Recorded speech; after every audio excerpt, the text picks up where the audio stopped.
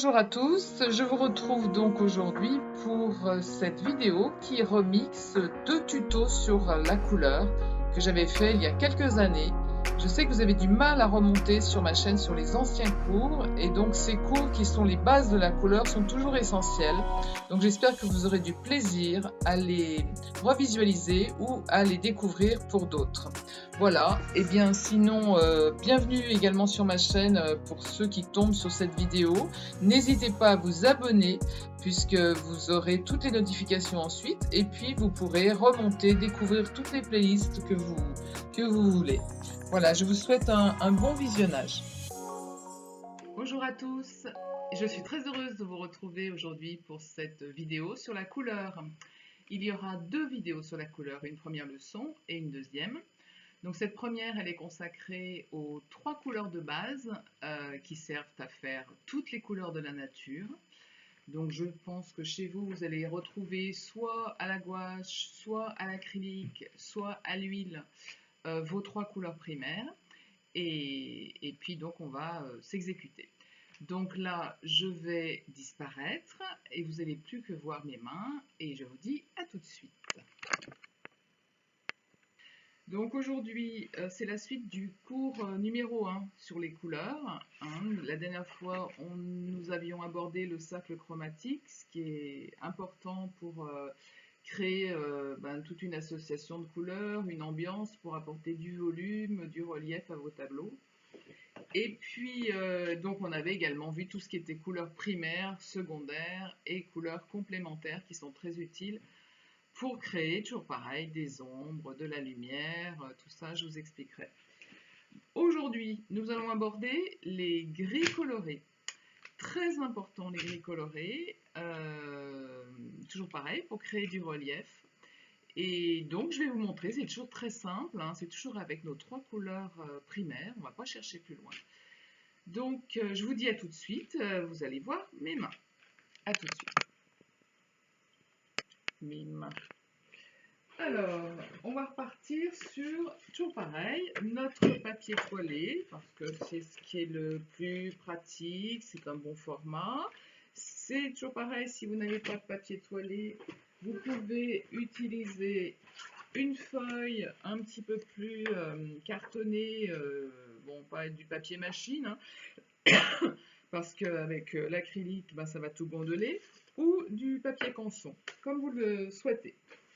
Donc moi je vais utiliser le papier toilé, c'est très pratique.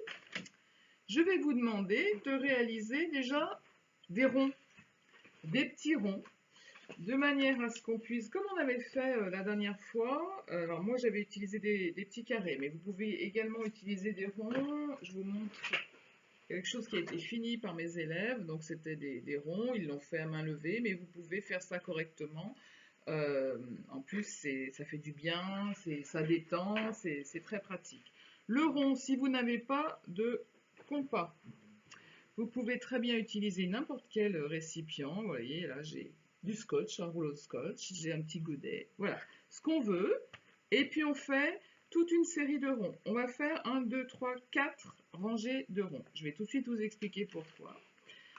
En fait, dans cette première rangée, on va ici mettre le mélange de nos trois couleurs primaires. Je vous rappelle qu'aujourd'hui, on travaille sur les gris colorés. Ce mélange de trois primaires, de façon équilibrée, va nous créer un gris. Et ce gris, nous allons le dégrader avec du blanc. Je reprends la base, toujours pareil, ma petite palette. Je vais mettre les couleurs primaires. J'ai toujours mon tube de bleu qui un peu sec. Oh, moi je suis très généreuse, n'hésitez pas. Mettez suffisamment de couleurs sur vos palettes pour les mélanges. Le jaune,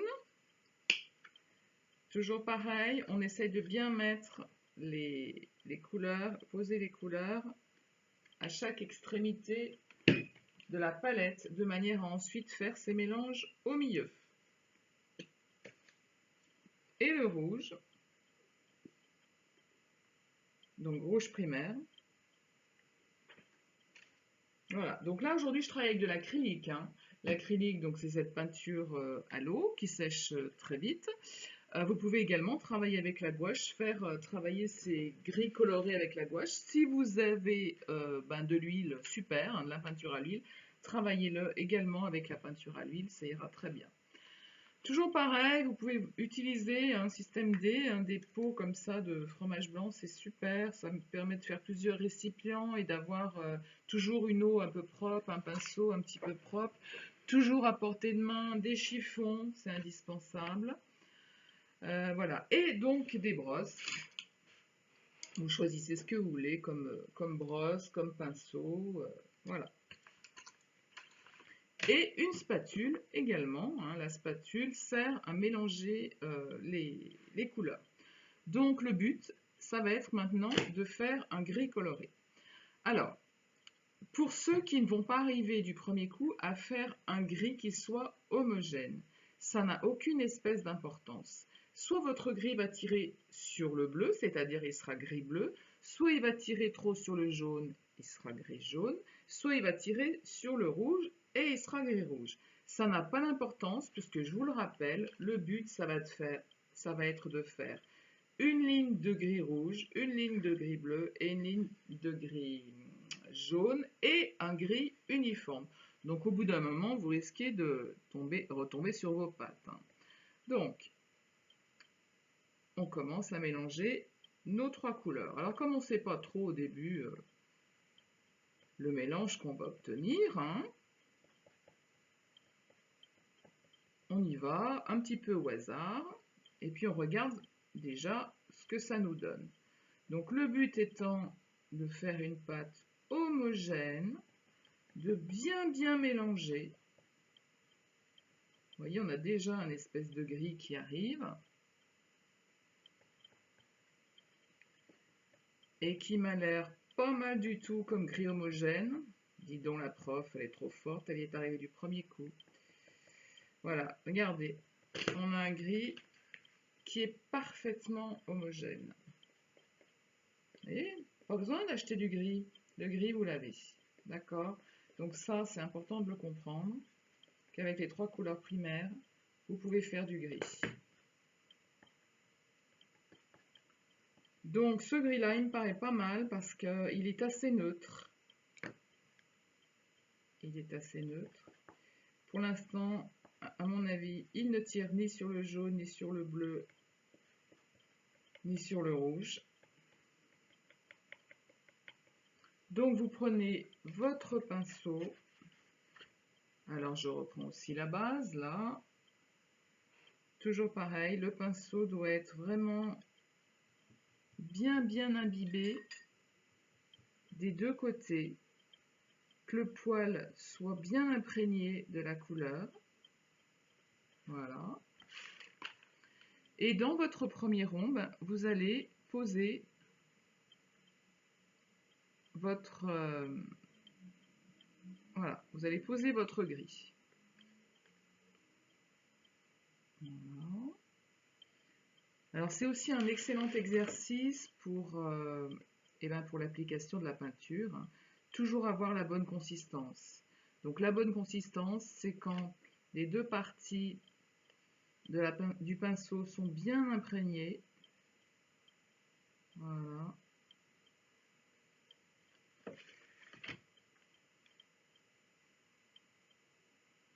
Voilà. Je le fais quand même en accéléré pour pas faire une vidéo de 3 heures et surtout pour parler de plein de choses d'autres. Donc voilà pour notre gris. Il va nous manquer évidemment du blanc. Sur la palette, j'ai oublié de vous faire mettre le blanc, parce que pour faire du gris, bien sûr qu'il faut du blanc. Donc le blanc, on le met ici. Voilà. Alors, vous allez réaliser un dégradé. J'ai 1, 2, 3, 4 moi cercle. Vous pouvez en faire plus si vous voulez. Vous pouvez faire des carrés. Voilà. Le tout, c'est d'arriver à faire un nuancier de gris coloré. Donc, j'ai mon gris là qui est uniforme. Je me mets à côté et je vais prendre un petit peu de blanc.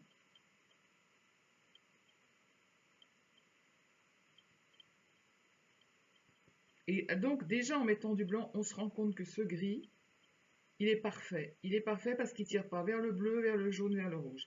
Je rappelle que si vous, de votre côté, vous n'êtes pas arrivé à faire ce gris parfait, c'est pas grave. Vous, il doit tirer soit sur le jaune, soit sur le bleu, soit sur le rouge. C'est pas grave. Vous le mettez une des trois lignes qui est en dessous. Et puis votre gris parfait, vous allez arriver à le faire. Ne vous inquiétez pas. Donc vous voyez déjà ce gris qu'on a obtenu, qui est vraiment joli, hein, qui est doux. Les gris, c'est vraiment extra, ça permet de faire des nuances magnifiques. Hein. Donc, on a notre premier gris, on descend, on continue de dégrader, on rajoute en juxtaposant à la première teinte de gris pour voir comment est-ce qu'on arrive à descendre hein, d'une tonalité. Voilà, celle-ci me paraît pas mal. Et c'est pareil, j'y vais.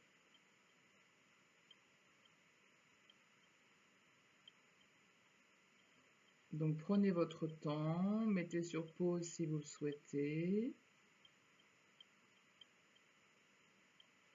Alors je ne vous ferai pas toute la vidéo avec tous les gris évidemment, hein, parce que vous avez compris le principe.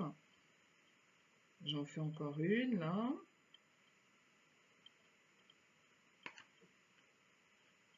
Voilà. Je vous montre toujours que ce gris, il est neutre. On est vraiment sur un gris neutre. Et je vous rappelle qu'on est parti des 3 couleurs primaires. Donc il n'y a pas de raison que vous n'y arrivez pas. Si vraiment vous avez des difficultés par rapport à cet exercice, mettez-moi un petit commentaire. Moi je vous conseille. D'accord ? Allez, je termine quand même la ligne parce que c'est sympa de le faire. Voilà. Et là j'ai un autre gris super clair. Comme ça permettra de comparer avec les autres.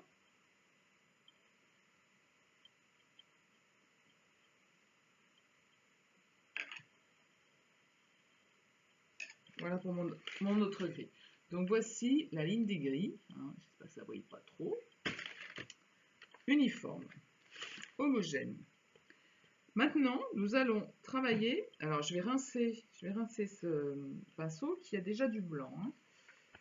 On va repartir sur un gris, pour le coup, complètement coloré, en faisant exactement la même chose, c'est-à-dire en reprenant les 3 couleurs primaires, même en mettant un petit peu plus de bleu.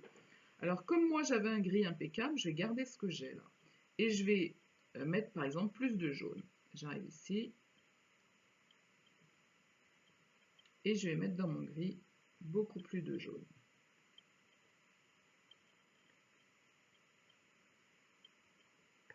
Voilà.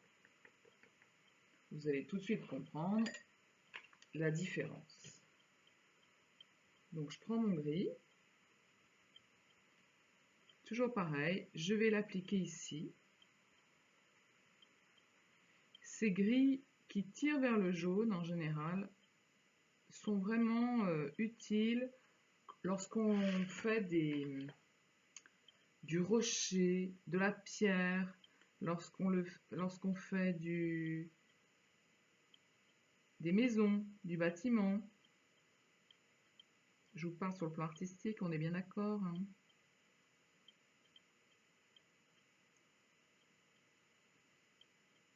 Toujours pareil avec nos 3 couleurs primaires. Donc on a déjà une nuance, hein, on a un gris coloré qui a plus de jaune. Ici ensuite, je reprends mon blanc.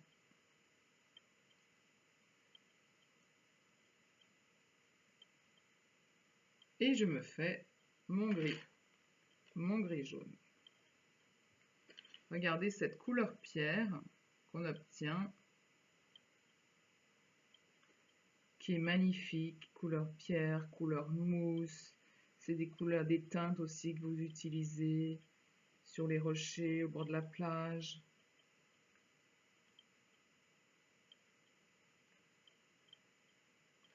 Pourquoi est-ce que je vous montre tout ça? Je vous assure que ces teintes-là, si vous les utilisez, si vous utilisez vos gris colorés, avec toutes les autres couleurs bien évidemment pour apporter de la lumière, vous allez avoir des profondeurs extra. C'est ce que j'enseigne ici à l'atelier. Mes élèves, les élèves qui me suivent déjà depuis de nombreuses années en sont convaincus, hein, puisque maintenant elles le pratiquent et elles arrivent à réaliser, à donner beaucoup de profondeur à leur paysage. On a un espèce de gris béton là, super, magnifique.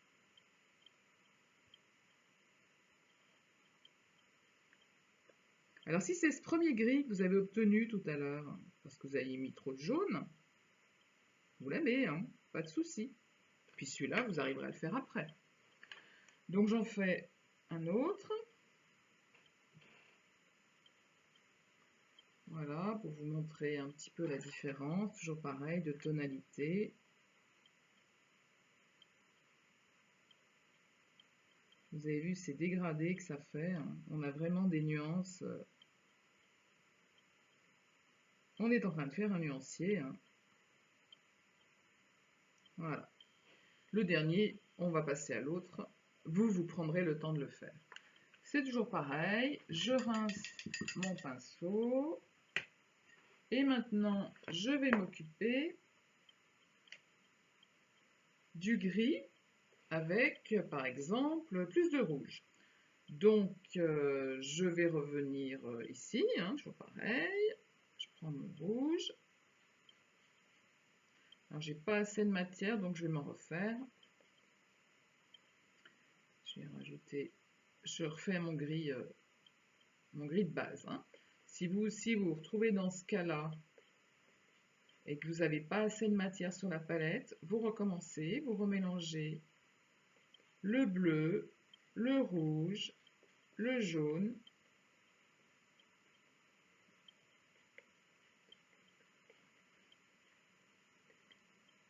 jusqu'à obtenir donc le gris coloré que l'on veut obtenir, qui est pour l'instant un gris rouge, enfin qui tire vers le rouge. Voilà. Donc je me mets dessus.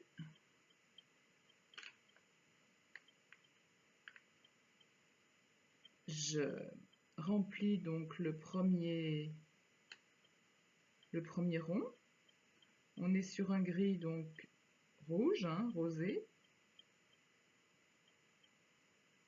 où on a donc mélangé nos trois couleurs primaires en mettant un petit peu plus de rouge. Voilà. Ensuite, de la même façon, je prends du blanc, je me mets à côté.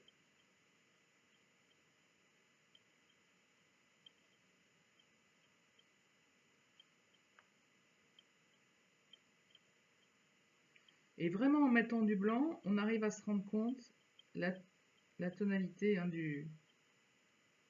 la couleur du gris qu'on est en train de faire. Et c'est là où on se dit, ah bah oui, il tire vers le rouge. Ah non, il tire vers le jaune. Voilà. D'accord?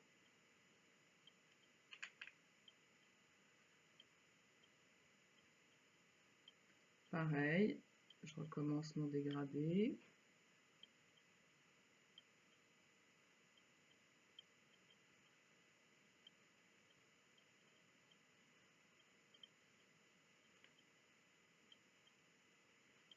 Je vous le fais rapide.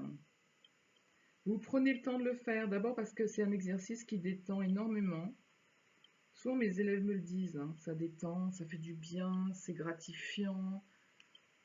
Et le temps, vous l'avez. On est vraiment dans des périodes où on peut se poser, on peut prendre du temps pour soi, on peut prendre du temps pour faire de belles choses. Donc prenez le temps de faire vos gris, de les appliquer correctement.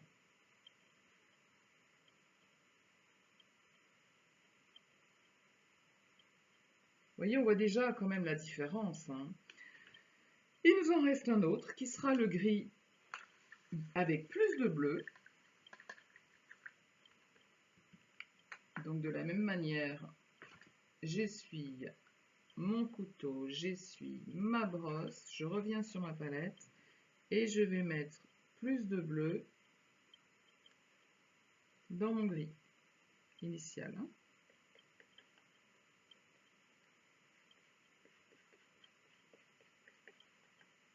Alors pour le coup, là, il est carrément un peu gris, un peu bleu.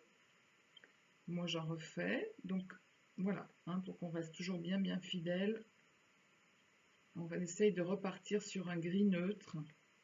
Refaire du gris suffisamment à l'avance.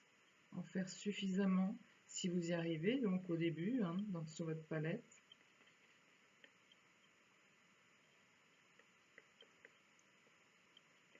Et c'est vrai qu'au début, c'est pas facile.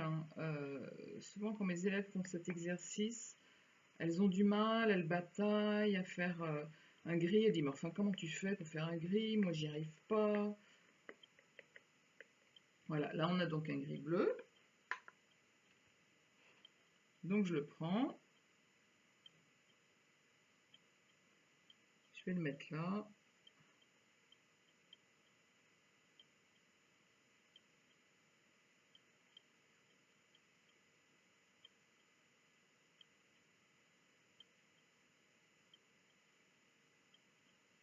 On est parti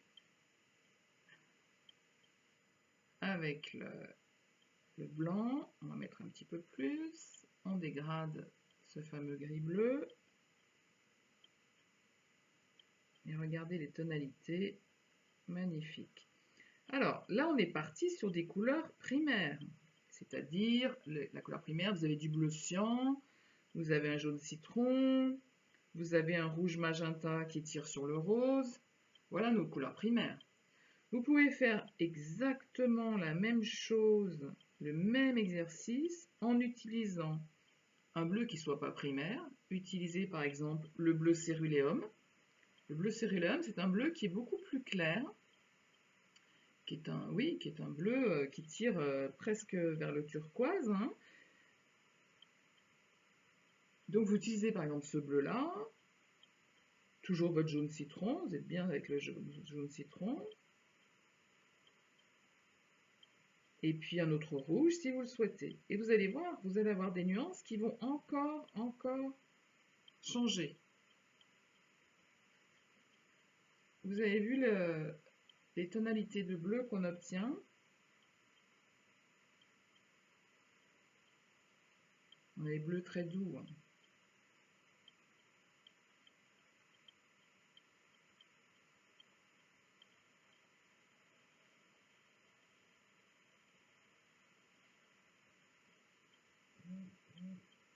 Voilà, pour les bleus. Voilà. Alors, donc, j'ai pas terminé là, bien évidemment, vous pouvez le terminer. Je vous montre. Vous avez bien donc ici un gris qui est homogène, qui ne tire ni sur le bleu, ni sur le rouge, ni sur le jaune. Ici, vous avez un gris avec lequel on a mis plus de jaune. Et donc, on a un gris, un espèce de gris vert, gris pierre. Ici, on a mis plus de rouge, donc on a une espèce de gris rosé. Et ici, on a mis un petit peu plus de bleu, donc on a un gris qui sera un peu plus bleuté. Voilà pour ce qui est des gris colorés. Donc là, on est parti sur 1, 2, 3, 4, 5 cercles, mais on peut vraiment faire dégrader de manière plus lente, il n'y a pas de souci, et vous obtenez des valeurs de gris encore bien plus jolies. La dernière fois, je vais revenir rapidement sur autre chose, on est toujours dans des gris colorés. La dernière fois, vous vous souvenez, on avait fait nos couleurs complémentaires. Ce qu'on va expérimenter là, puisqu'on a encore un petit peu de temps, c'est par exemple le mélange de ces couleurs complémentaires entre elles. Vous allez voir ce qu'on va obtenir. J'aimerais bien que vous fassiez cet exercice. Et ensuite, vous prenez un des mélanges, on peut le mettre en bas, vous faites de nouveau des cercles et vous le dégradez au blanc. De nouveau, là, vous allez avoir des gris colorés également en mélangeant les couleurs primaires entre elles, bien évidemment. Et vous aurez encore autre chose. Donc par exemple, je vais faire un violet, hop, faire mon petit violet, et j'ai mélangé. Ça revient exactement à ce qu'on a fait, Sauf que là, comme vous mettez des quantités qui sont un petit peu différentes, on a des tonalités qui seront différentes. Vous voyez, là, je suis en train de mélanger mon violet avec mon jaune. Hein, donc, j'ai mélangé jaune et violet. Je le mets ici. Voilà. Et cette tonalité que je vais également mettre ici,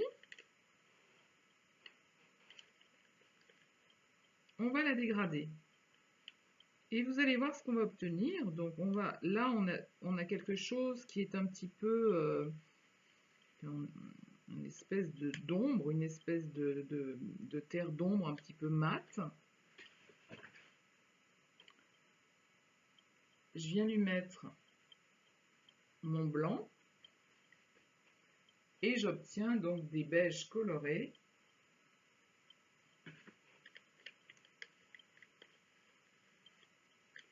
Donc là, de la même façon,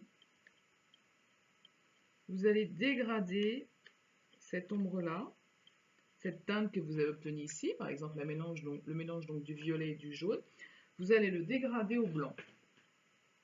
Et ça va de nouveau vous donner plein d'idées. Hein. Regardez des choses qui sont douces, on obtient des taupes.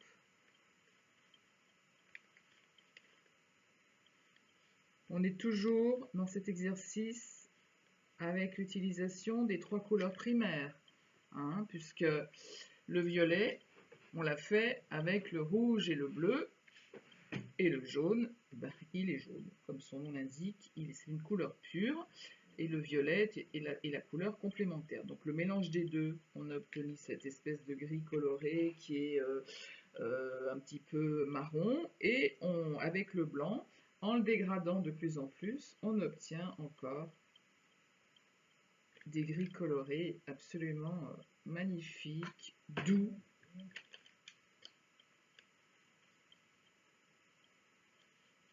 Ce qui serait sympa, c'est que en faisant ce genre d'exercice, ensuite, vous l'appliquiez. Vous prenez un paysage de mer, de plage de Normandie, ou des brumes. Voilà. Vous trouvez un exercice, une application qui vous permette d'appliquer donc toutes ces teintes qu'on a vues ensemble. Et puis, envoyez-les-moi, vous me les montrez. D'accord? Moi, je vais vous montrer simplement, alors, il y a un de mes tableaux pour lequel j'ai dû au moins utiliser une cinquantaine de gris comme ça, de gris colorés. Alors, là, vous n'allez pas voir grand-chose, mais vous irez voir sur mon site. Vous irez voir sur mon site, parce que je ne suis pas certaine, ça doit briller, ça ne doit pas être extraordinaire. Donc dans ce tableau qui est le refuge du Gramusset, que j'ai du reste vendu l'été dernier au Salon des Peintres de Montagne en Haute-Savoie, il y a plus d'une cinquantaine de gris colorés. Sur le papier là vous voyez pas grand chose. Allez voir sur mon site christinepoiriemuller.fr. Vous retrouvez ce tableau qui est la cabane du refuge du Gramusset dans les Aravis. Et là vous allez voir tous les gris colorés que j'ai utilisés. Voilà, je reviens vers vous. Vraiment, les gris coloris apportent énormément de profondeur, énormément de relief à votre tableau. Quand on connaît ça, quand on a acquis les couleurs du cercle chromatique, quand on a acquis les couleurs secondaires, les couleurs complémentaires, et la connaissance de ces gris colorés, on a tout. On a tout pour faire des peintures très très belles.